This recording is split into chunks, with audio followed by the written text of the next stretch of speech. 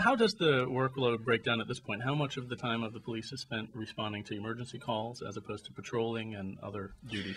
I have asked for those numbers from my staff. The ideal is that an officer spend 1/3 of their time on call, 1/3 on administrative duties, and 1/3 discretionary time.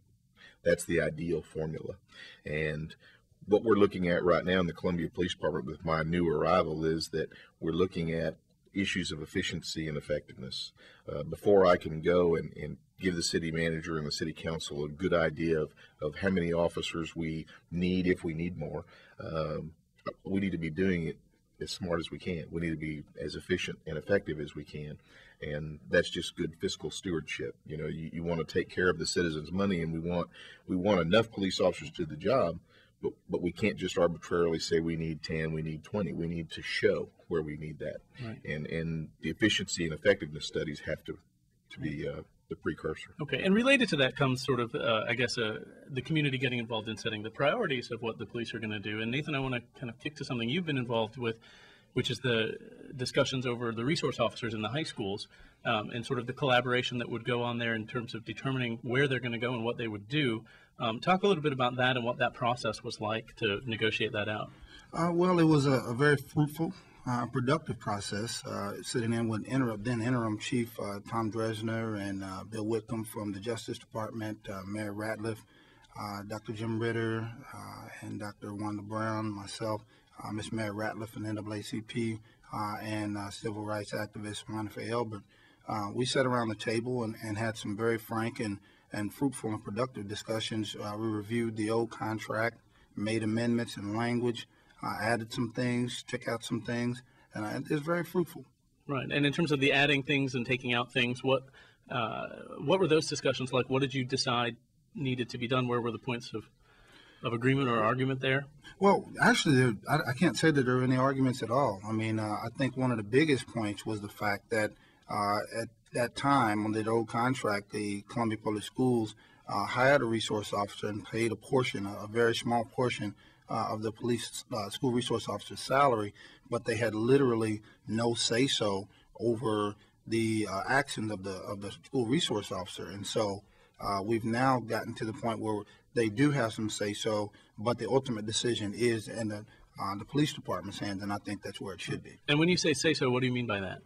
Just some input. One of the things that I've often said is, we police officers are trained to deal with criminals, sometimes armed, drug dealers, robbers, rapists, murderers, assaults, those type of things.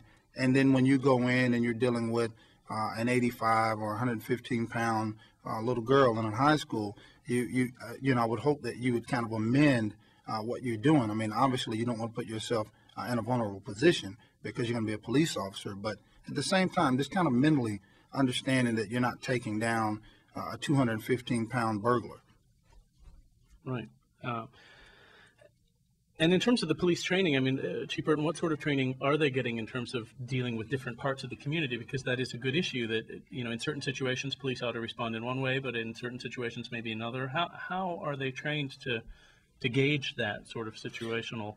I think in the schools, what you find is that it takes a special officer.